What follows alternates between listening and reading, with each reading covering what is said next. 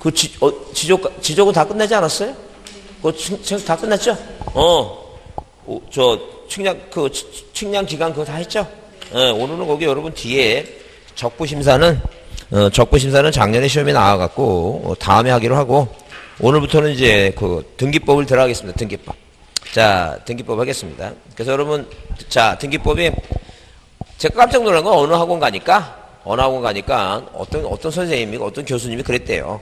뭐, 지적은 쉬우니까, 혼자서 하고 되고, 등기가 어려우니까 뭐, 등기만 하자 그래서 등기만 했다는데, 저 깜짝 놀랐습니다. 왜냐면, 이 작년, 재작년 시험을 돌이켜보면, 이거를 1년 공부해서 했다 그래서 점수가 나오고 그럴 적에는 아니고. 하여튼 그래서 일단, 우리가, 생각해보면, 여러분 이제 공법 배우잖아요. 그죠? 그게 어디 인간이 배워야 될 과목입니까? 그죠? 그거를 생각해서, 그거를 열심히 공부해서, 그거를 열심히 공부했다 그래서, 그게 만약에 80점 나오고 그럴 것 같으냐? 그렇진 않아요. 여러분 이제 이게 같이 공부하냐니까 전후회가 싹 떴어. 근데 누가 공법을 모의고사 봤는데 80점 나와. 그 사람하고 사귀지도 마. 나중에 평생 살아가면서 알고 있으면 이용만 당하니까 사귀지 마. 그냥 50점 나오고 그래야지만이 같은 부류의 사람이구나 생각하고 사귀지. 갑자기 막 80점 나오고 그러면 사귀지도 마. 그래서 그렇게 공부를 해도 점수가 안 나오는 과목이 있어요. 그건 왜 국가가 이렇게 문제를 그렇게 내니까. 제가 항상 얘기하는 게 그거예요. 요즘 학원가에서 소문이 그래서 그런 얘기예요. 그러니까 자, 공법 50점, 공시대법 50점, 중개사법 80점. 그게 정설이야. 정설이니까 아무리 열심히 한다 해서 국가가 정책적으로 그렇게 문제를 내니까 점수가 잘 안 나와. 안 나오니까 괜히 욕심내지 마시고. 그래서 만약에 제가 단언하건대 만약에 9월 달에 만약에 이제 공법 좀 제대로 한번 해볼까라고 공법 공부하신 분 있죠? 그거 5년짜리야.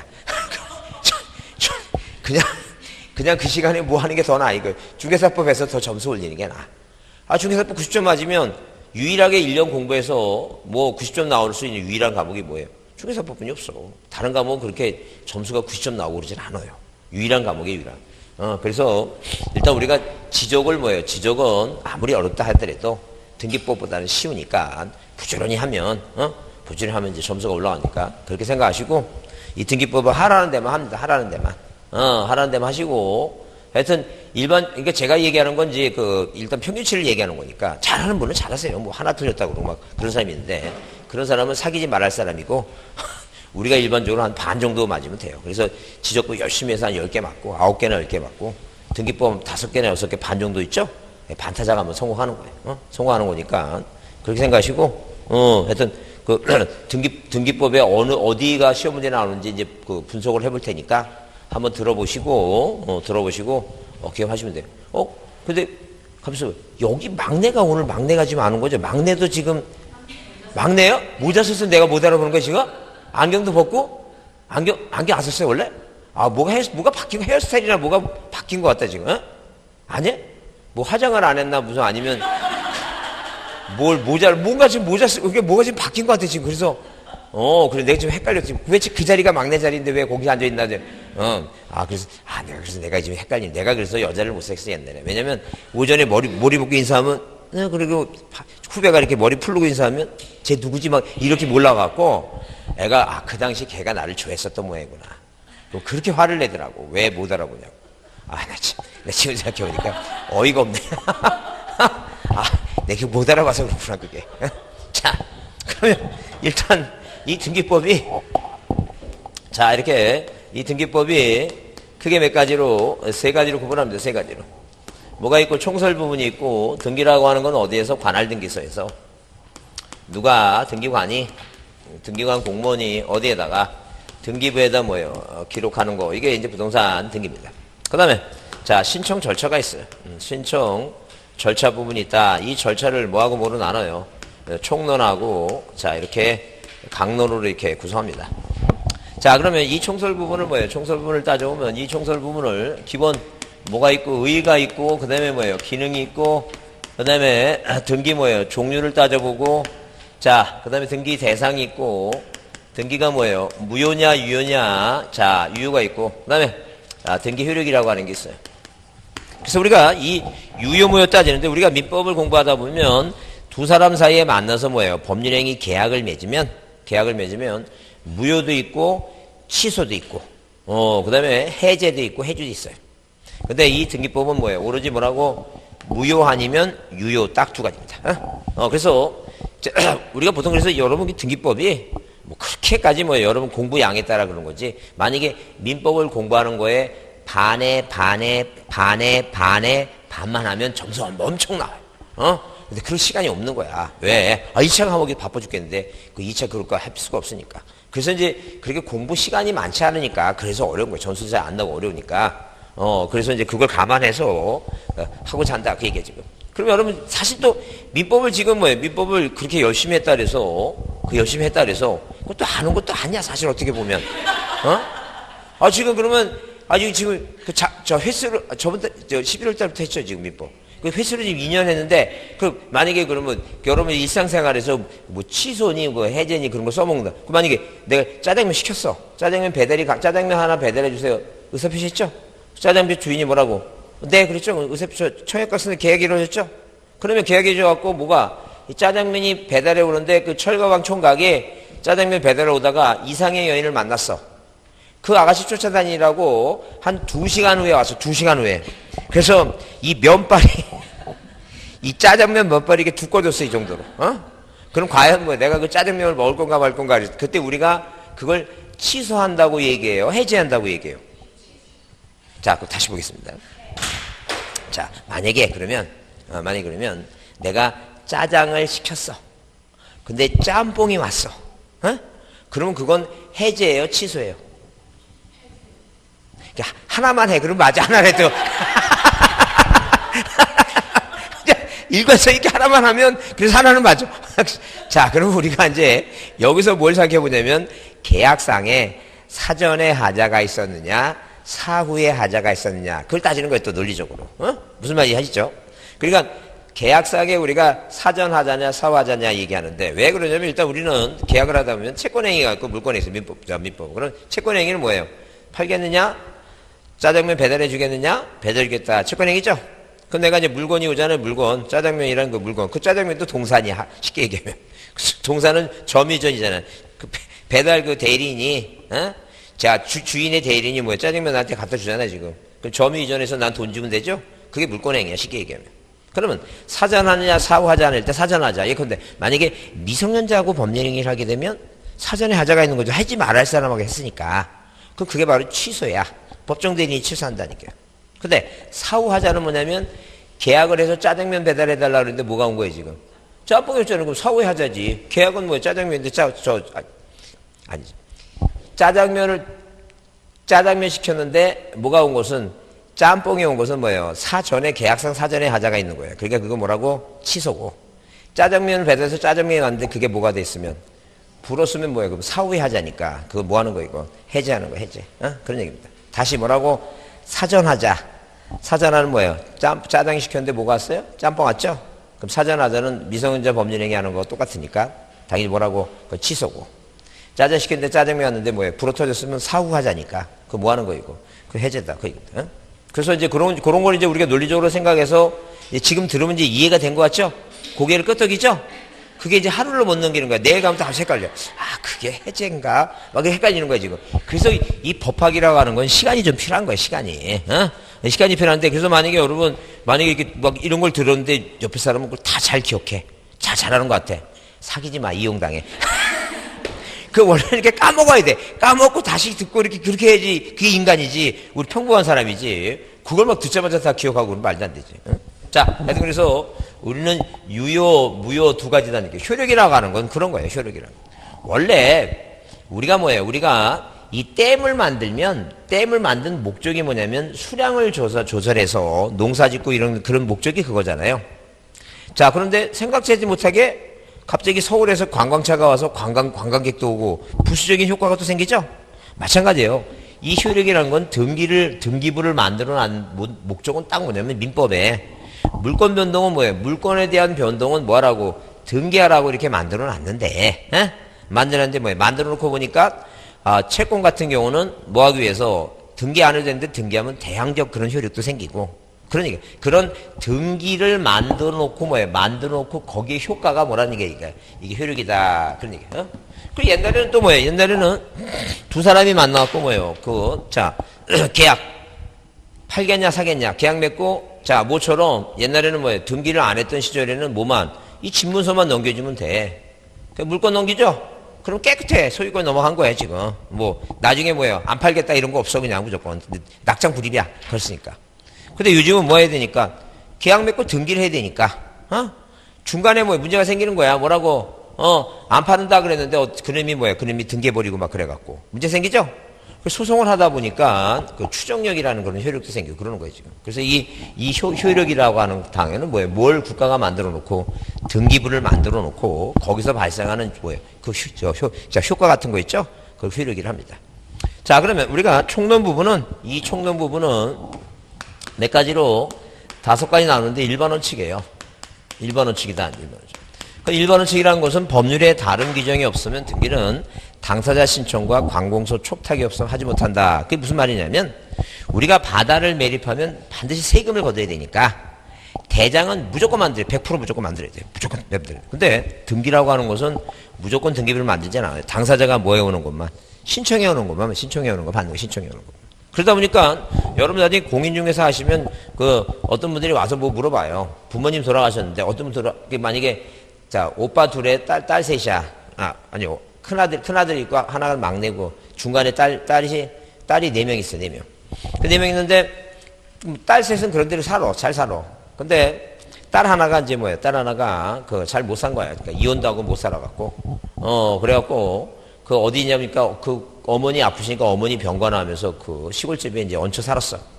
근데 오빠는 이제 서울에 사니까 그 시골집이 큰아들이니까 그걸 다시 이제 그 집을 다시 질 때 거기다 건축비로 1억 원 이상을 넣었어. 그 시골집에. 그러니까 어머니가 돌아가실 때 이게 당연히 큰아들 건데 뭐라 얘기냐면 딸내미가 너무 불쌍하니까 이 집을 뭐로 하라는 얘기니까 공동명의로 좀 해라는 게 그 큰오빠하고 누구하고 저 동생하고 여동생하고 그리고 이혼하고 돌아갔어. 근데 나중에 돌아가시기 전에는 다 그런 말하고 해놓고 나서 돌아가시니까 그 딸 3명이서 뭐 갑자기 의기투합해갖고 왜냐면 그게 바닷가고 이제 해수욕장도 있고 막 그러니까 거기를 뭐 여름에 펜션 같은 걸로 이용하려고 뭐라 얘기하는 거야. 그냥 다 공동명의로 하자 그 얘기입니다. 그랬어. 그러니까 이제 그런 얘기를 이제 큰 오빠의 그러니까 언니가 그 주변에 있는 공인중개사한테 뭐 이렇게 이런저런 상담하다 보니까 공인중개사가 자 빨리 상속 등기 안 하면 뭐 한다고 벌금 낸다고 막 그런 얘기 하더래. 여러분 자 물어보겠습니다. 꼭 그런 부모님 돌아가시고 상속 등기를 안 하면 벌금 맞아요? 그런 게 어딨어? 그냥 돌아가신 분 이름으로 그냥 살아도 돼. 그렇게 뭐예요? 왜냐면 딸내미들이 뭐 하는 거예요? 도장 안 찍어졌다는 얘기지 지금. 왜 그러냐면 공동묘 하자는 얘기는. 그냥 사는 거야, 그러면 소관청에서는 뭘 걷어야 되니까? 세금 걷어야 되니까. 가족관계 등록부상에 있는 자식별로 뭐 해줘야 되고, 분할을 해서, 분리를 해갖고, 재산세 고지서를 이렇게 다 나눠줘. 그 사람 다 죽잖아요? 그 손자 새끼들이 나오면, 그 손자 새끼도 가족관계 등록부상에 다 이렇게 다 분류를 해서, 고지서 보내줘요, 고지서. 그러니까, 굳이 상속등기 해야 안 해요? 안 해도 된다니까.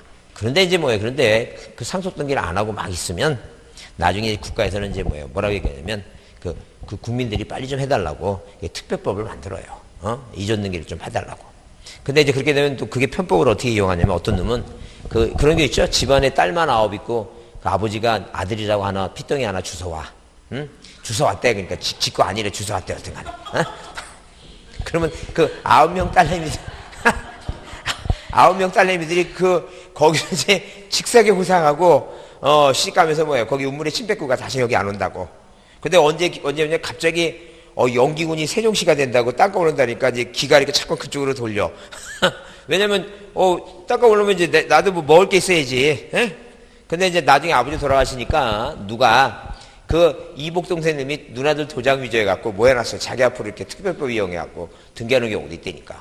그러니까 그런 거 잘 봐야 돼요. 그러면 당연히 내 도장 위조된 거니까 그 등기 유예 무효 이거 무효죠? 그래요. 그래서 그런 거 잘 봐야 된다. 내 허락도 없이 등기했으니까 그런 경우도 있어요. 하여튼 자 꼭 등기한다 안 한다. 상속 등기 해야 안 해요? 안 해도 아무 상관없어. 그게 법이야. 1번 원칙. 뭐 해오는 것만 신청해 오는 것만 받겠다. 그런 개념이죠. 그 다음에 두 번째 얘기가 신청 적격 얘기예요. 그 신청 적격이라고 하는 것은 이 등기부상에 이름이 올라가느냐, 명의자가 될 수 있는 자격이 있느냐, 이제 그런 얘기죠. 그래서 이제 우리가 기본적으로 옛날에는 뭐예요? 옛날에는 지금은 피한정 후견이 얘기하지만 옛날에는 뭐라고? 한정치산자 얘기, 한정치산자, 금치산자 이런 말을 썼어요. 한정치산자 뭐라고? 금치산자. 그래서 자 지금은 뭐예요? 피한정 후견입니다. 그 시험 문제가 뭐냐면 다음 중 신청 적격자가 아닌 거 골라라 해서 이제 1번, 2번, 이렇게 3번, 4번, 5번에서 답이 몇 번인데? 5번인데. 5번인데, 여기서 이제 연필이 왔다 갔다 합니다. 여기서 이렇게 왔다 갔다 하면서 뭐라고 생각하냐면, 맛이 갔는데 이렇게 생각해요. 그리고 여기까지 못 내려가. 그러다가 이제 뭐, 아닌가? 긴가? 막 잠깐 맛이 갔는데 하다가 보니까 갑자기 감독관이 뭐라고, 10분 남았습니다. 그러면 갑자기 순간적으로 뭐예요? 당황해서, 그 밑에 볼 생각도 못 해. 진짜 맛이 갔겠지. 갑자기 이렇게 찍고 말아요. 그럼 이 사람은 기준이 뭐냐면 적격자의 기준은 이 살아있느냐 그게 기준이에요. 절대 우리나라는 죽은 사람 이름으로는 등기부상의 명의가 못 올라가요. 항상 살아있는 사람은 다 올라가요. 그럼 얘는 살아있어요, 죽었어요? 살아있죠. 이거 명의자가 되는 거예요. 수업 시간에 그렇게 배워놓고 나서 그 시험장에 가서는 뭐예요? 그 생각 안 해. 그냥 맛이 갔는지 안 갔는지 그거 따지고 있어. 그럼 예컨대 만약에 우리 북한에 있는 주민 있죠? 북한 주민은 지금 우리나라 등기부상에 명의가 올라가요, 못 올라가요? 올라가요. 왜? 그래, 살아있어요. 그 얘기하는 거야, 지금 그 얘기. 근데 갑자기 무슨 생각해요? 나 빨갱이 되는 거 아니야? 뭐 이런 쓸데없는 생각. 그런 생각이 그 특별법을 만들어갖고 특별법에서 가능하다니까. 외국인도 가능해요. 왜? 살아있으니까. 죄악에 의해서 가능하다니까. 이게 기준이 뭐예요, 그러니까? 살아있느냐, 죽었느냐, 그 얘기입니다. 그래서 어떤 애가 물어봐요. 태아는 그러면 살아있는 거예요? 애를 안 낳아갖고, 남자애라 22살이라 태아는 살아있는 거냐고 물어보는데, 태아는 안 살아있지. 왜? 어머니 뱃속에 있는 게 태아인데, 무슨 태아가 태어나지도 않았는데. 다만 이제 민법 배우다 보니까 잠깐 헷갈리는 거지. 자, 시험 문제는 안 나올 때 고민하지만, 이게 어머니 뱃속에 뭐가 있어요? 태아가 있죠? 태아가 있습니다. 그러면, 이 법학이라는 게 논리적이라고 하는 이유가 뭐냐면, 그러면 이 어머니 뱃속에 있는 태아가 이 세상 밖으로 뭐예요? 태어날 수 있는 확률이 100%예요? 그렇진 않아요. 아직도 엄마가 돌아가시는 그런 분들 계세요. 산모가 돌아가신 분. 그렇기 때문에 이거는 장래 발생할 사실이 그러니까 확실하다는 거예요? 불확실하다는 거예요? 불확실하다는 거예요. 그러면 불확실하면 뭐예요? 불확실하면 자, 예컨대 기한의 조건이에요. 조건이죠. 이제 그거 생각 안 해도 돼. 그걸 생각하고 얘기해. 이게 조건설이에요, 조건설. 무슨 설이라고? 조건설이다, 이게 조건설. 이게 왜? 장래 발생한 사실이 뭐라니까? 불확실하니까. 그럼 예컨대 만약에 정지 조건설 얘기하면 말 그대로 뭐예요? 정지 스탑이야. 인정하지 않겠다, 이게요. 그 해제 조건설은 해제니까 풀어준 거야. 인정하겠다, 그런 얘기야. 그러니까 이게 학설도 아무렇게나 그냥 무조건 만드는 게 아니야. 두리뭉실 그런 인문학이 아니라니까. 자, 일단 법학은 굉장히 논리적입니다. 그래서 저 같은 학교에 있던 어떤 친구는 집안이 가난해갖고 뭐 고시 공부해야 되는데 뭘 같이 해야 되는지 당연히 뭐예요? 과외를 같이 해야 돼. 그래서 어디 가서 이 노량진 있죠? 입시학원 가갖고 뭘 한 다음에 군대 갔다 와서 이제 고시 공부하니까 저기 하니까 자기가 한 몇 개월 동안 수학을 듣고 이 수학 공부를 하더라고. 같은 논리성이 좋아요. 그래서 이제 그래갖고 이제 뭐예요? 그 친구가 이 과외를 저기 하는데 갑자기 이 친구가 또 뭐예요? 약간 또 무슨 생각을 했던지 서울대학교 수학과 박사과정, 석사 따고 박사과정 저기를 또 혹시 이제 박사과정 다니라고 석사 저기를 또 위조를 해. 그러다 보니까 저기에서 그거 보이면 다 무사 통과야. 왜? 가르치는 너무 잘 가르치지. 또 무슨 모두 갖고 있지. 서울대학교 수학과 석사 학위도 갖고 있지. 대학원 다니다 그러니까 알아보려고 하지도 않아. 왜? 애를 시켜보니까 애들이 만족해. 너무 잘 가르친다고. 그러니까 성적도 오르니까 그런 식으로 해서 돈을 많이 벌더라고. 근데 끝내 그 친구 그러면 고시 공부 했겠어요? 그 길로 나갔겠어요? 그 길로 하더라. 이제는 그게 적성에 맞는 거예요. 그래서 돈 벌으니까 이제는 돈만 살아니까 뭘 안 해, 이제. 고시 공부를 안 하더라고. 그래서 하여튼 이 법학이라고 하는 게 굉장히 뭐예요? 논리적입니다. 자, 그래서 하여튼 태아는 된다는 거야, 안 된다는 거죠? 안 된다. 왜? 아직 안 태어났어. 뭐라고? 안 태어나서 안 된다. 그 얘기죠. 자, 그 다음에. 우리가 신청인 얘기입니다, 신청인. 신청인 얘기인데 우리가 일반적으로 보면 이 등기를 하는 신청인들은 의무자, 권리자 공동의 원칙이에요. 근데 우리가 보통 누가 이 갑이란 사람과 을이란 사람이 뭐예요? 자, 민법 몇 조? 민법 186조. 부동산에 관해서 자, 매매라는 법률행위에 의해서 뭘 하고 싶으면 물건에 대한 뭘 하고 싶으면 변동을 하고 싶으면 뭐 하라는 얘기니까 등기해야지만이 효력이 생긴다. 그런 얘기예요. 그러면 이렇게 물건에 대한 변동하고 싶으면 등기하라고 186조에 규정을 해놨어요. 자, 그러면 이 물건은 당연히 뭐예요? 물건은 소유권 얘기죠? 지상권, 지역권, 전세권, 이 소유권 얘기인데 이 을이라고 하는 사람이 우리나라에서 갑이라고 하는 사람한테 부동산에 대해서 매매라는 법률행위에서 뭐예요? 물건, 소유권을 너 뭐 하고 싶으면 변동, 득실 변경이에요. 득실 변경. 뭐 하고 싶으면 취득하고 싶으면 너 뭘 해야 된다는 얘기예요? 등기된다는 얘기죠. 그럼 당연히 뭐예요? 이 을이라는 사람을 소유권이라는 권리를 취득하고 싶으면 뭘 해야 되니까? 등기해야 되니까. 이 사람을 우리가 뭘 한다는 얘기고 등기 권리자를 한다는 얘기죠. 그 다음에 이 갑이라고 하는 우리 대한민국에 사는 갑이라는 사람은 자, 이 부동산에 대해서 자, 매매라는 법률행위에서 소유권을 뭐 하고 싶으면 소멸하고 싶으면 소실하고 싶으면 너 뭐 해야 된다는 얘기야 이거 등기해야 된다. 이 사람은 우리가 뭘 한다는 얘기예요. 등기 의무자라고 한다. 이제 그런 얘기예요. 그럼 우리가 민법에서는 뭐예요? 민법에서는 매도인 매수인 이렇게 얘기하죠. 매도인 매수인. 근데 이 등기법에서 뭐라고 얘기해야 되는 거 이거 권리자라고 얘기하고 뭐라고 의무자라고 얘기한다. 그런 얘기. 그러니까 표현이 틀리다는 얘기예요. 민법하고. 그 민법 시간에 민법 교수님이 의무자 권리자 이렇게 얘기해요? 그렇지는 않죠. 항상 뭐라고 얘기해요? 매도인 매수자 이렇게 얘기하잖아. 그럼 이게 표현이 틀리지 않죠. 그래서 이렇게 하는 이유가 뭐냐면 자 민법에서 뭐라고 그랬으니까 물건 변동은 등기하라 했으니까 이 의무자 권리자 이런 얘기예요. 이 두 사람이 항상 뭐 하는 게 원칙이에요?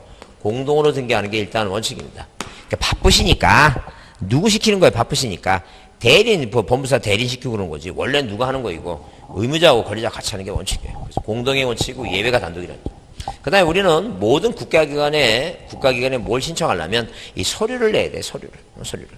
그래서 우리가 하다못해 어디 복지센터 주민센터 가더라도 뭘 띄려면 하여튼 뭐 주민등록번호를 띄든 인감증명을 띄든 신청해야 되는데 하도 이제 주민등록번호는 워낙 많이 띄니까 자기네가 종이 아끼려고 신청서 종이 아끼려고 뭐 내라고 신분증 내라고 하는 그런 거예요. 신분증. 자, 하여튼 그래서 항상 뭘 내야 돼요? 신청서, 신청정보. 자, 플러스 이제 뭐가 있어요? 첨부정보 얘기입니다. 첨부정보. 아니면 첨부서면입니다. 그래서 우리가 지금 등기는 뭐예요? 형태가 두 가지 형태입니다. 두 가지. 그 신청 형태가. 자, 직접 등기소 가든가 아니면 뭐예요? 내가 사용자 등록을 해놓고 인터넷으로 등기하든가 두 가지 형태이기 때문에 그 신청서라고도 얘기하고 신청정보라고도 얘기합니다. 자, 그 다음에 접수 받죠? 접수 받고 등기부에 등기를 뭐예요? 등기부에 쓰는 걸 우리가 실행했다고 얘기해.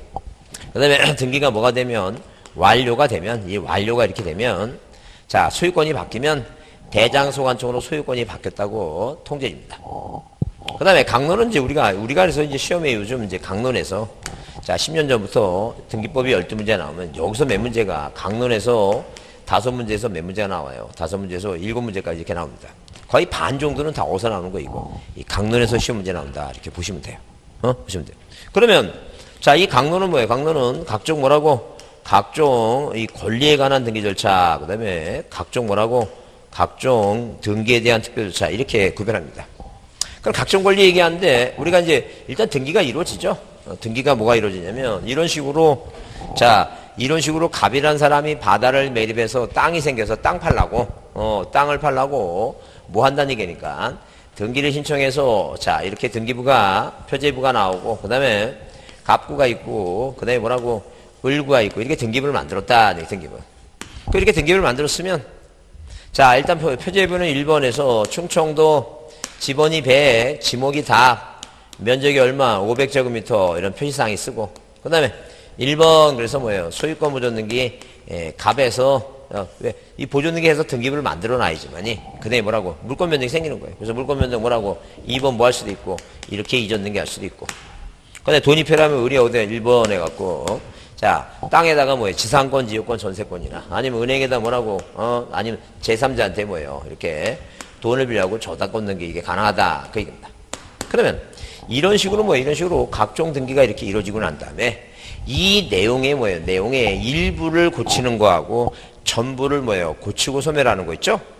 이제 그런 일이 벌어지는 거. 그게 바로 이제, 자, 각종 권리 등기, 그래서 이렇게 뭐예요? 보존 등기하고, 이전 등기하고, 뭐예요? 지상권, 지역권, 용익물권하고, 저당권, 채권으로서 임차권 있죠? 임차권 있고.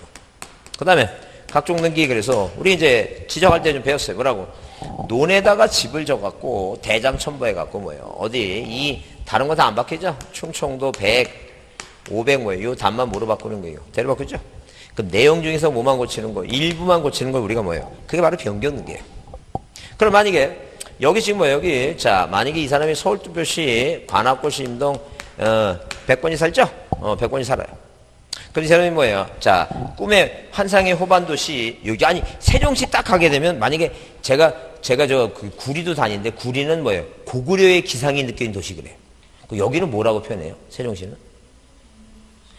행복도시? 그래요? 행복한 도시. 되게 너무 단순하다. 행복은 다 행복이지, 지금? 혁신. 행정복합도시. 행정복합도시.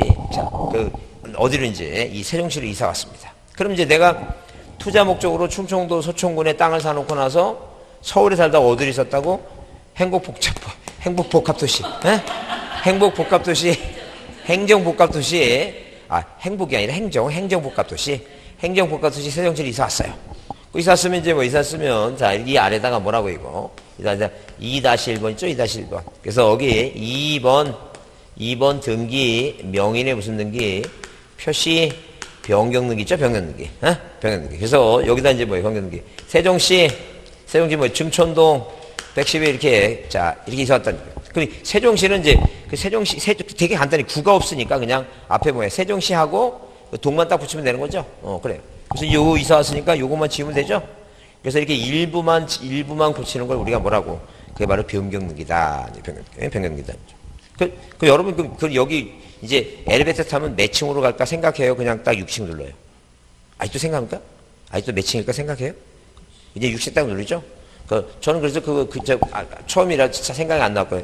이렇게 하겠습니다. 하나, 둘, 셋, 넷, 다섯, 여섯. 올풀이니까 6이야. 나 6층, 그 생각이 6층 들립니다. 제가 구리학원 가면 5층인데 왜 생각하냐면 구리죠? 구리니까 9자니까 9 빼기 하나, 둘, 셋, 넷, 4개 빼니까 5층이야, 거기는. 어느 학원 가면 서장훈인가 누가 그림을 걸어놓은 학원이 있어요. 그래서 그 학원은 아무리 따져도 안 돼갖고 그 학원은 7층이라 할 수 없이 서장훈이 키가 2m 5야. 플러스 7층. 항상 그렇게 생각합니다. 그러면 엘리베이터 딱 타갖고 내가 몇 층으로 갈까 그런 생각을 안 해. 그냥 그냥 누르기만 하면 돼. 아무 생각 안 돼. 그러니까 뭐 보지도 않아. 이정표고 뭐고 그런 거 볼 필요도 없어. 그냥 딱 타면 이 학원 그렇게 딱 누르고 올풀이 올 6층 이렇게 누르고 다닙니다. 되게 편해요. 왜? 생각을 안 하니까. 그냥 딱 그렇게만 딱 저기 하고 다니니까.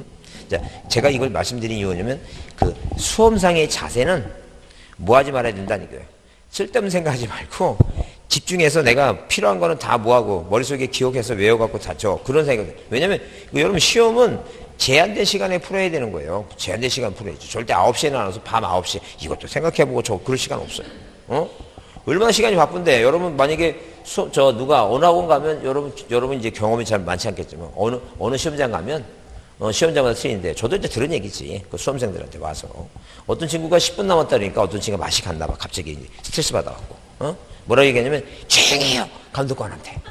난리가 났어요. 난리가. 조용히 해 막 그런 바람에 깜짝 놀래갖고 막 그래서. 근데 그 감독관이 뭐라고 말을 못하지. 왜? 거기서 그 사람 스트레스 받은 걸 알지. 근데 요즘은 또 그렇게 또 바뀌어갖고 또 어디 가냐 뭐냐면 니나 잘해 막 그래갖고 그럴 때 둘이 난리가 아닙니다. 그러니까. 그래서 그 사람들이 굉장히 그거 감독하는 사람들도 되게 조심하게 얘기해요. 조심하게. 크게 얘기 안 합니다. 조심하게 얘기해요. 왜냐면 갑자기 조용히 그러면 갑자기 순간에 얼마나 놀라겠어. 하여튼 그래서 이게 스트레스가 장난 아닙니다. 이거 저기 해갖고 스트레스가 막 땀 흘리고 막 부들부들 떠는 사람도 있고 막 이렇게 막 떨고 막 그래요. 자, 하여튼 그래서 하여튼 그래서 뭐 공부 점수가 잘 나오는 게 중요한 게 아니라 시험장에 가서 내가 긴장하지 않고 잘 찍는 게 중요하니까. 알고도 틀리는 게 많아요. 그거 아니에요. 자, 그러면 이제 우리가 그래야 이제 전부를 지운다는 게 전부를 지우는 게 뭐냐. 그럼 만약에 이 땅이 쓰나미 현상으로 해갖고 바다가 돼버렸어. 다 지우죠, 이거. 이거 바로 멸실이야. 다 지우는 게 멸실이야. 그러면 어디 여기 지금 뭐예요? 을이란 사람이 병한테 돈을 갚고 여기 2번에서 1번 저당권을 뭐 하는 거예요, 이거? 말소등기하죠, 말소등기. 그죠? 다 지우는 거예요, 이거. 그래서 이게 다 지우는 걸 우리가, 일부 지우는 걸 우리가 뭐예요? 변경등기를 하고, 전부 지우는 걸 우리가 뭐라고? 말소등기를 하고. 그 다음에, 자, 억울하게 지워진 건 다시 회복하는 건 뭐예요? 그건 회복등기를 하고. 자, 그 다음에 가등기라고 하는 게 있어요, 가등기. 자, 가등기. 이 가등기라고 하는 것은, 가짜가 임시가짜입니다, 임시가. 자, 이걸 생각해 보자는 게. 우리가 압류라고 하는 게 있고, 가압류라고 하는 게 있는데, 압류는 개인이 부동산에 압류 들어가는 건 절대 없어요. 항상 기본적으로 국가기관이 압류를 들어가, 뭐 세금을 안 냈다든가, 측량비용을 안 냈다든가, 이런 식으로 돈을 안 낸 경우에 국가기관이 들어오는 게 뭐예요? 그게 압류예요. 그 가압류라고 하는 건 뭐냐? 가압류라고 하는 것은 압류가 아니라 갚지 않는데, 만약에 누가 이렇게 등기부상에 1번에서 이렇게 소유권 보존등기, 자, A라고 하는 사람이 얘한테 돈을 빌렸는데 얘가 돈을 안 갚아. 그럼 소송을 합니다. 채무를, 돈을 갚으라고 채무를 이행하고 소송하죠? 이 소송 중에 요놈이 다른 사람한테 집을 팔지 모르니까 이 사람, 등기부상에 이 사람은 지금 다른 사람하고 소송 중이라는 걸 알려주기 위해서 뭐예요? 알려주기 위해서. 자, 당연히 이 법원에 신청을 하면 법원에서 촉탁으로 여기 뭐가 들어오는 거 이거. 2번에서 뭐가 들어와요? 가압류라고 하는 게 들어옵니다. 그러면 이 가압류 가짜는 임시니까 소송 중에 임시로 해두는 거예요. 임시로. 그럼 우리가 이 A가 소송에서 이제 판사로부터 판결을 받습니다. 자, 누구는 갑은 A한테 채무를 이행하라는 판결을 받죠? 우리가 그 판결을 받는 걸 집행권원이라고 얘기합니다. 뭐라고 얘기한다고? 집행권원이라고 얘기해요. 그럼 이 집행권원을 가지고 어디 가서 경매과 가서 뭐예요? 강제경매를 신청합니다. 뭘 신청한다고? 강제경매를 신청해요. 만약에 을구의 전세권이나 저당권자가 신청하는 것을 임의경매. 자, 이렇게 채권자가 신청하는 것을 뭐예요? 강제경매 이렇게 얘기합니다. 그러니까 한마디로 뭐예요? 갑구의 가압류, 그 다음에 뭐예요? 가처분 이런 게 돼 있죠? 그 을구에는 저당권이 있을 것 같아, 없을 것 같아? 막 수두룩 합니다, 수두룩. 그러니까 그 부동산은 게임 끝이라는 거예요. 그러니까 한마디로 등기부 딱 보면 그거 알 수 있어요, 지금. 그래서 이제 이렇게 임시로 하는 게 그게 가압류다, 소송 중에. 그러듯이 가등기라고 하는 것은 등기는 등기인데 임시로 하는 거다, 임시로. 그럼 만약에 누가 갑이라고 하는 아저씨가, 이 갑의 아저씨가 조카들한테 뭐라 얘기해요?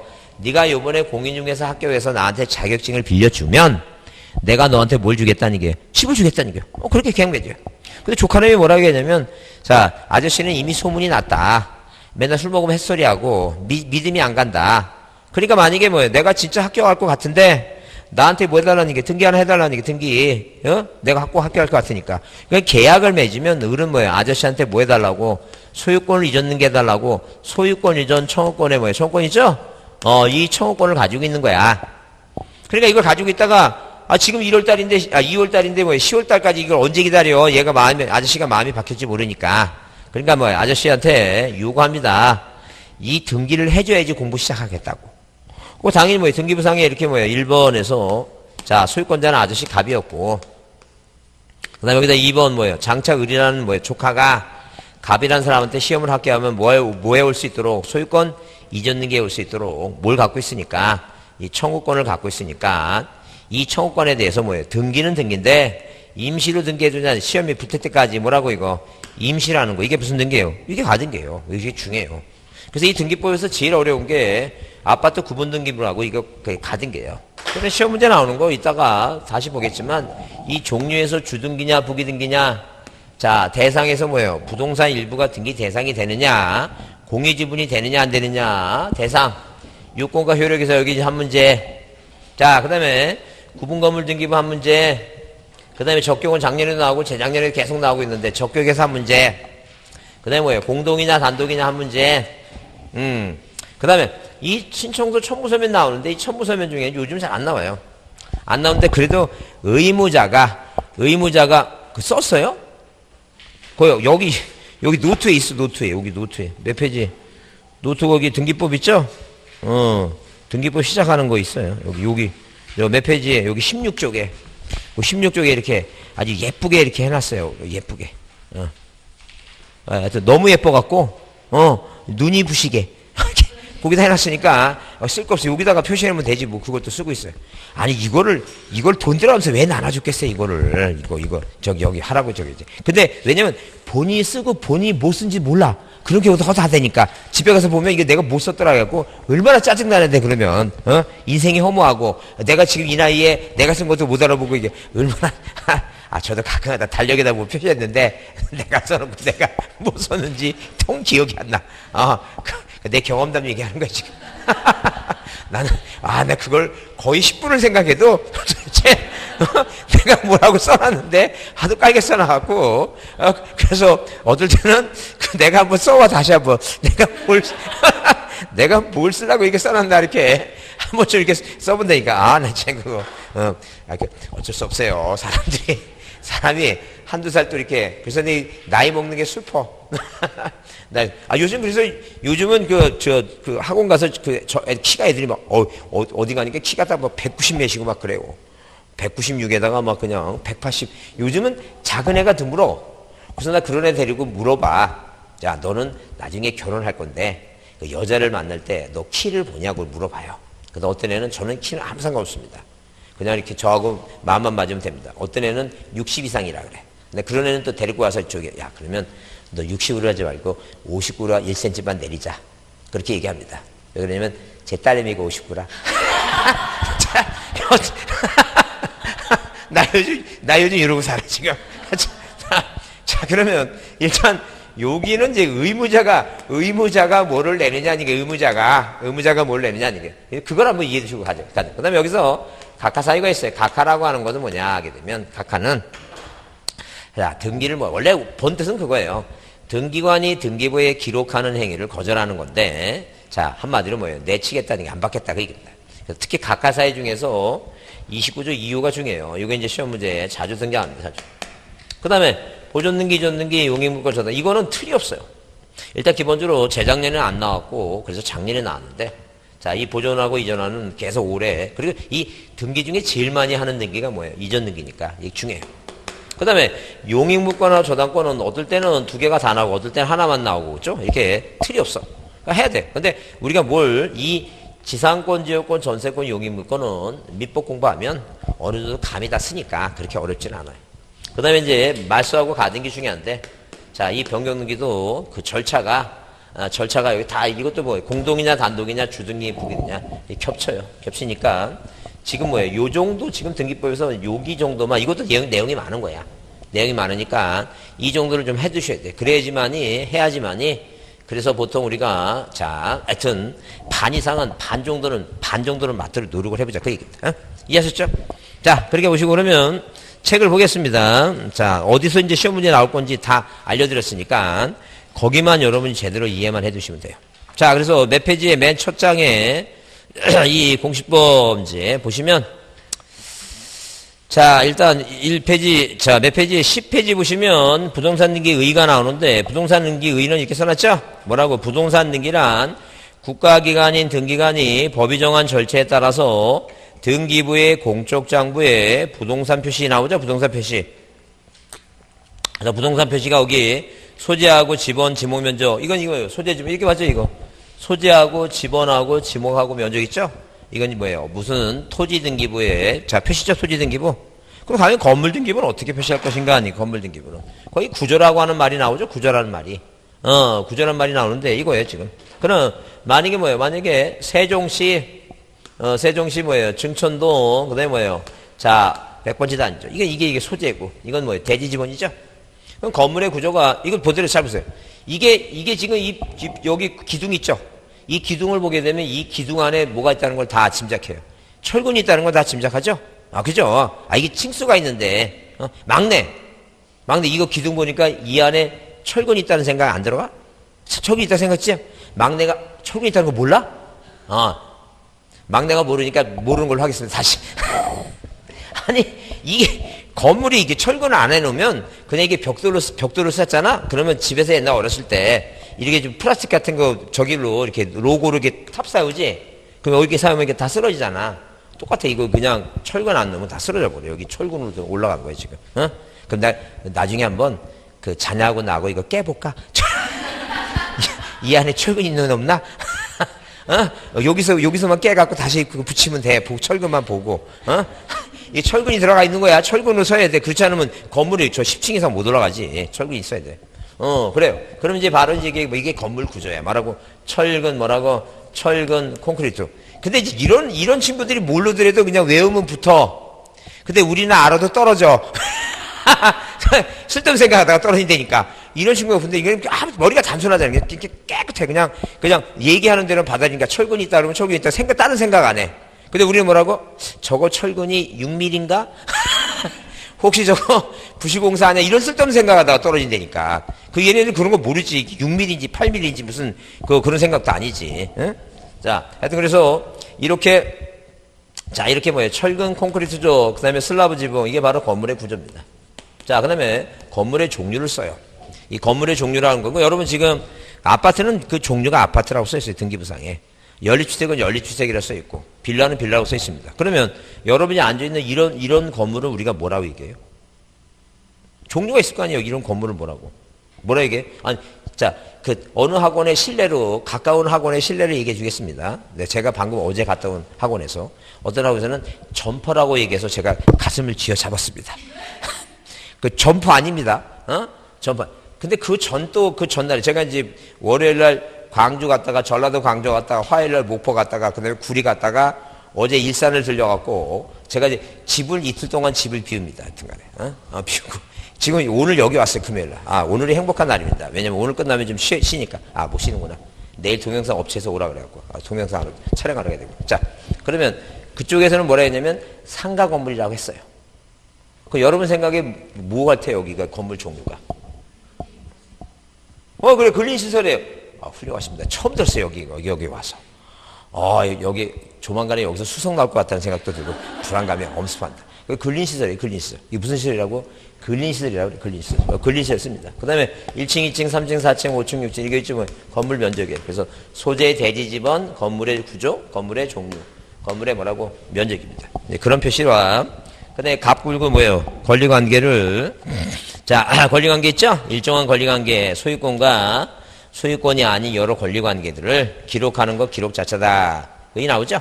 그 다음에 부동산 등기 기능은 그래서 1번 부동산 등기 제도는 부동산의 물권의 공시제도다. 써있죠? 물권의 공시제도다.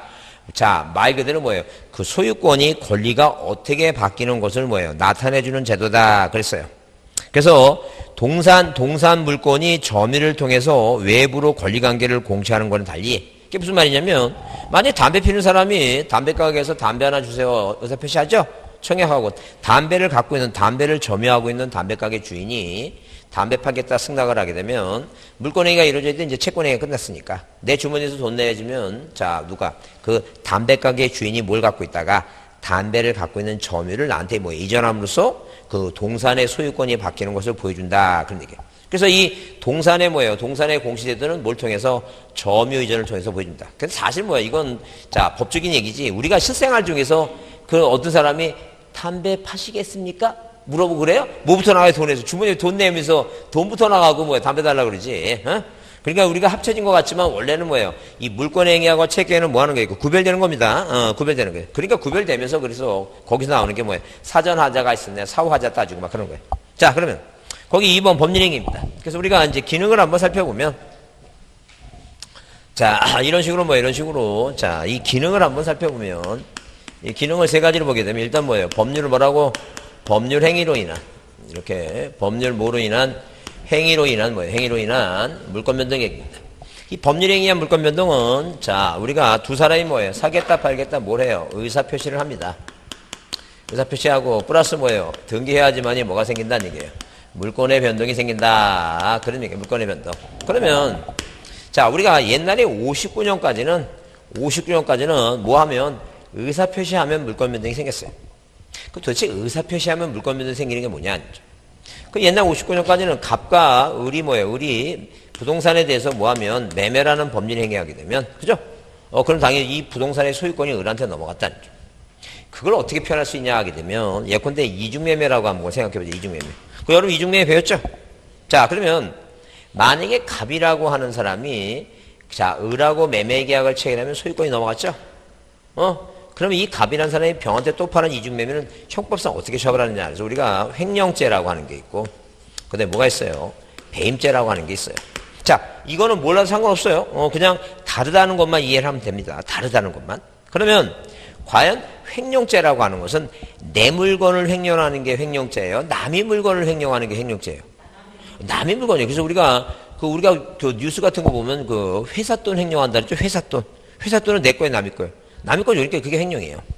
그러면 이렇게 매매 계약을 맺으면 의사표시만 하면 소유권이 넘어갔으니까 남의 물건을 점유하고 있으면서 남의 물건을 뭐 하는 거예요? 이거 팔아먹죠? 그게 횡령이라는 거죠. 근데 지금은 뭐예요? 갑과 을이 골백권 아무리 매매 계약을 맺어도 뭘 안 했으니까?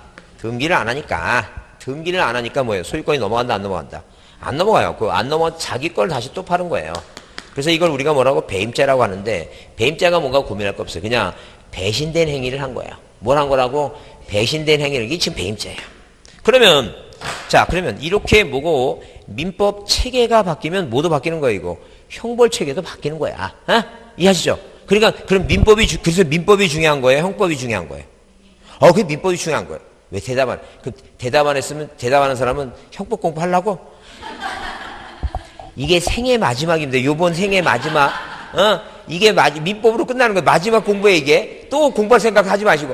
다음 생에 태어났을 때 형법도 해보고 로스쿨도 가보고 그러고, 요번 생에 마지막으로 이거 끝납니다.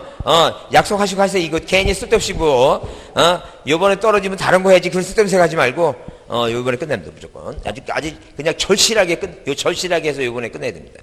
자, 그래서 이렇게 등기를 뭐예요? 해야지만이 권리변동이 생기니까 이게 어떤 역할을 하느냐, 기능이 뭐냐, 그 얘기입니다. 그러면 이게 없으면 옛날처럼 니꼬로가 성립이 안 돼. 그래서 이 등기가 이게 두 개를 플러스해야지만이 니꼬로가 성립이 되니까 이걸 우리 무슨 요건이라고? 성립 요건이다. 이렇게 표현한다. 성립 요건이다.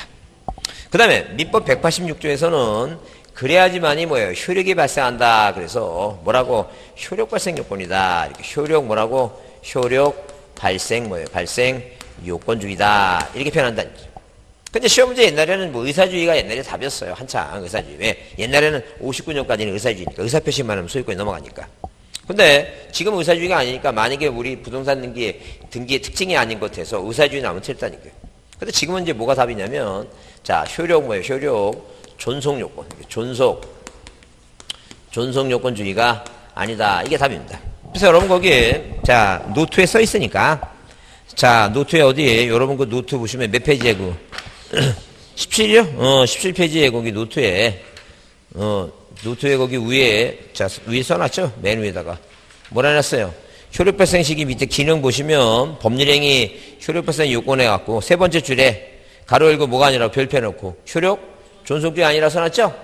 그 말이 무슨 말이냐면 어떤 놈이 뭐예요? 갑이란 사람의 땅을 뺏으려고 호시탐탐 누리고 있는데, 자, 100년 만에 물난리가 나왔고, 그 등기소가 물에 잠겨갖고 등기부가 다 떠내려갔어.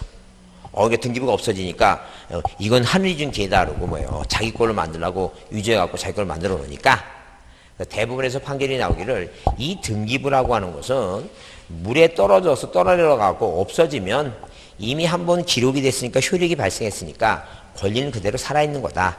다시 만들면 되지. 만들면 되지. 없어졌다 그래서 등기부가 없어졌다 그래서 권리가 상실되는 건 아니다. 그래서 이 등기부라고는 자체는 한번 만들면 무슨 밀봉을 해갖고 호리병석에 넣어갖고 밀봉을 해갖고 안 없어지도록 존속하도록 하는 게 아니라는 게요. 없어지면 뭐 하면 되고 다시 만들면 되고 원인 없이 말소되면 뭐예요? 회복하면 되는 거지. 존속 요건이 아니다. 그게 무슨 말 이해하시죠? 근데 앞으로 만약에 내가 시험 보는데 단어가 뭐가 나오면 존속요건이므로 존속요건이다 나오면 무조건 틀린 말이야. 이해했죠? 무슨 말이지? 그걸 잘 보자. 그 다음에 두 번째는 뭐예요? 두 번째는 법률 규정입니다. 법률 규정. 두 번째는 법률 규정인데 이 법률 뭐예요? 행위가 아니라 법률 뭐예요?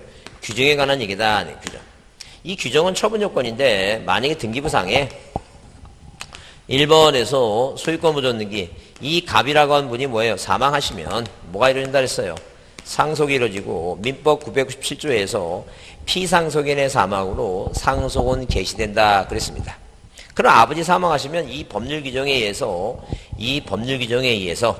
자, 을이라고 하는 자식은 자동적으로 뭐예요? 아버지가 갖고 있는 모든 뭐예요? 신분상, 재산상의 뭐예요? 그 직위를 다 뭐 한다는 게 포괄승계 받는다는 거죠. 근데 도대체 아내도 권리 취득하는데 왜 등기하느냐, 이렇게. 2번 이전 등기. 자, 상속을 원인해서 등기하는 이유가 뭐냐? 등기하는 이유가 뭐냐?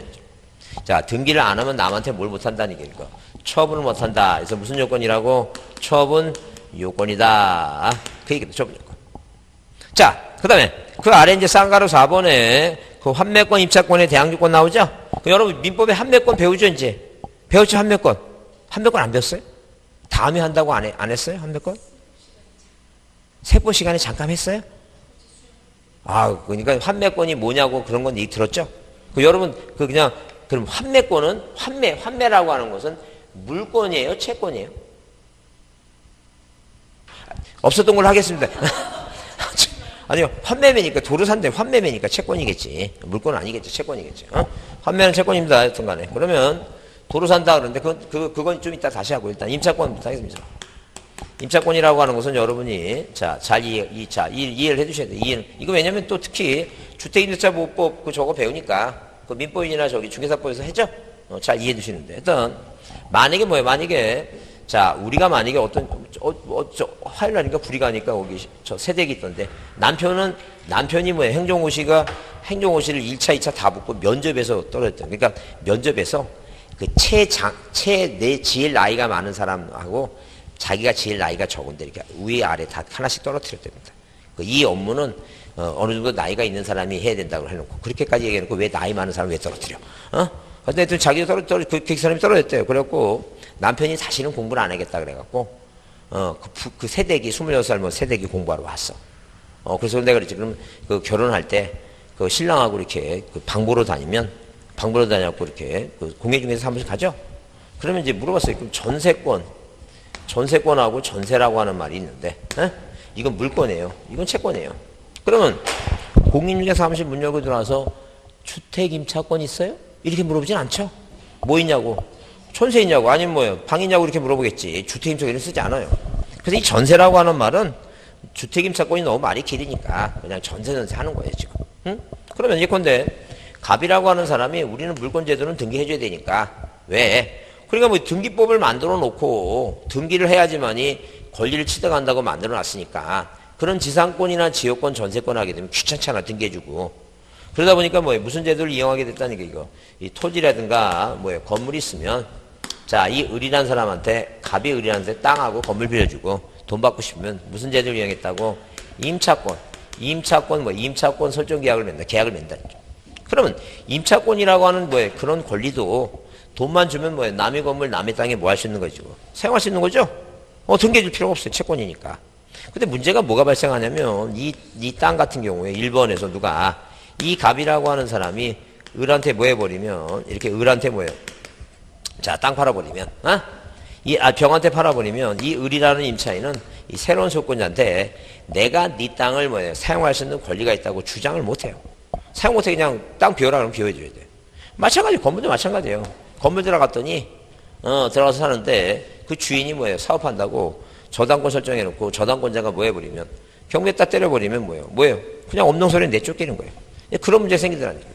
그래서 이제 이 땅 같은 경우에는 이렇게 팔기 전에 어디에 이 등기부상의 1번에서 무슨 등기를 임차권에 설정 등기를 하죠. 이렇게 등기해 놓으면 이 병이라고 하는 사람은 이전 등기 받을 때 뭘 보고 사는 거예요, 지금? 이 등기돼 있는 거 보고 살죠? 안고 산다는 게요. 그러면, 자, 당연히 이 을이 병한테, 자, 자기 권리를 주장할 수 있어요. 그리고 대항력이라 하는 말은 이런 얘기예요. 자, 계약은 갑하고 맺었었죠? 그러니까, 계약 맺지 않은 사람한테 자기가 갖고 있는 권리를 뭐 할 수 있는 거, 주장할 수 있는 게 그게 대항력이에요. 그러면, 이 건물은 뭐예요? 건물은 뭐에 의해서? 이 법에 의해서. 왜? 이 전시라고 하는 사람이, 이런 성을 갖고 있는 사람이, 그 정권의 태상이 뭐예요? 자, 불안정해갖고, 인기를 끌어야 되는데, 곰곰이 생각해보니까, 돈 많은 사람이 많아요? 돈 없는 사람이 더 많아요? 없는 사람이 더 많다 보니까, 이런 사람한테 구제를 해주면, 자기가 인기를 끌 거라고 생각을 해서, 그래서 법을 만들어야겠다라고 생각을 했어요. 여러분 생각에 그러면 그 당시에 민자당인데 민자당의 국회의원들이 그 이 주택임대차법을 자기가 뭐 만들라고 생각했겠어요? 안 만듭니다. 그 다음에 그 학자들도 뭐라고 하냐면 이 종이 쪽지 하나에 이 종이 쪽지 이 계약서 하나가 계약서 하나가 뭐보다 물건보다 위야. 그럼 지금까지 뭐예요? 민법 배웠는데 항상 물건이 채권보다 위라고 가르쳐 놔갖고 그런데 갑자기 뭐라고 이 종이 쪽지 채권서 계약서 이 한 장이 저당권 물건보다 등기된 물건보다 위라 그러면 얼마나 황당하겠어요 지금. 그럼 학자들이 가르치는 것도 귀찮지 그거. 이렇게 했다고 이런 예외가 있다고 막 가르치는 귀찮지. 그러니까 안 만들라고 한다니까 반대하고 이런 쓸데없는 법이 어디냐 막 그랬죠. 그러니까 이 지금 뭐예요? 이분이 정권을 유지하고 자기가 뭐예요? 자기가 이분이 부인 되시는 분이 뭐예요? 이분을 뭐 평가하기를 무슨 이 대한민국의 무슨 애국자 뭐 그런 얘기 하죠. 하여튼 그 자기 주관 의식이니까 그러니까 애국 그냥 뭐 대한민국에 남을 대통령을 남기 위해서 총을 한 번 더 들었습니다. 그래서 국회의원들을 다 모아놓고 너 죽을래 법 만들래 라고 해서 만들어진 법이 무슨 법이라고? 주택임대차법입니다. 방송 중이니까 약간 거짓말이 섞였습니다. 농담삼아 한 거니까 괜히 또 이분의 가족분들은 저를 오해하지 마시고 하여튼 총은 안 들었을 것 같은데 여튼 요새 하도 불안해갖고 인터넷이 불안해서 요새. 그래서 만든 법이 뭐라고? 주택임대차보호법이야. 그러면 이제 뭐예요? 그러면 그 법에 뭐라면 요건이 주택의 인도예요. 플러스 주민등록 신고입니다. 잘 보세요. 괜히 또 어떤 분처럼 쓸데없이 쉬는 시간에 와갖고 교수님 아까 수업 시간에 칠판에 썼던 그 주인이 그 집주인이 얘기하는 거죠. 내가 죽는 줄 알았습니다. 집주인이 아니라 뭐라고? 이사 와서 주택의 인도 뭐라고? 이사 와서 자 복지센터 주민센터 가서 뭐라고 신고하면 그 다음에 상가의 인도하고 플러스 뭐예요? 사업자 등록을 하게 되면 그 다음날에 뭐가 생긴다니까? 다음날에 대항력이 만들어진다. 그래서 대항력이. 그죠? 그러면 도대체 그러면 이 계약서에 확정일자를 왜 찍냐는 게 확정일자 찍잖아. 확정일자. 그 확정일자 왜 찍거든? 그래요. 경매 우선 변제 때문에 하는 거. 이거는 최우선 변제고 우선 변제. 그래서 어느 지역은 서울은 1억이고 지역마다 틀리죠? 여기 세종시는 8천인가요? 몰라야 됩니다. 이따 나중에 하세요. 어차피 나중에 알아야 되니까. 나중에 그 전화번호 외듯이 18, 남이 감옥이니까 더 이상 안 하겠습니다. 여튼 간에. 그 기억하시고 서울은 무조건 1억이 넘어오면 뭘 받아야 돼, 이거? 확정일자를 받아야 돼요. 그래서 확정일자를 받아야지만이 뭐예요? 그 경매 들어가면 우선 면제를 받을 수 있습니다. 하여튼 그래서 여기까지가 대항력입니다, 대항력. 그래서 한마디로 뭐예요? 방빼 그러면 뭐라고? 대항력이 뭐예요? 방빼 그러면 뭐라고 하는 게 대항력이에요? 못 빼. 뭐 이렇게 어렵게 생각하냐. 방빼 그러면 뭐라고? 못 빼. 그게 대항력이야. 하여튼 그래서 이 두 가지 요건을 갖춰야지만이. 그래서 건물은 뭐예요? 법에 의해서. 땅은 뭐라고? 등기해야지만이 대항력이 생긴다. 그렇게 이해했던 주시고. 그래서 우리가 임차권이라는 채권은 등기하려도 권리를 취득하지만 등기하는 이유가 뭐라고? 뭐 하기 위해서? 제3자에게 대항하기 위해서. 건물은 법에 의해서. 자, 요건을 갖추고. 땅은 뭐에 의해서? 등기해서 대항력 갖춘다. 그렇게 보시면 돼요. 자, 그러면 이 첫 시간에 반드시 외울 것은 하나, 무슨 요건이 아니라고? 존속 요건주의가 아니다. 이제 그거 기억합니다. 존속 요건주의가 아니다. 자, 좀 쉬었다 하겠습니다.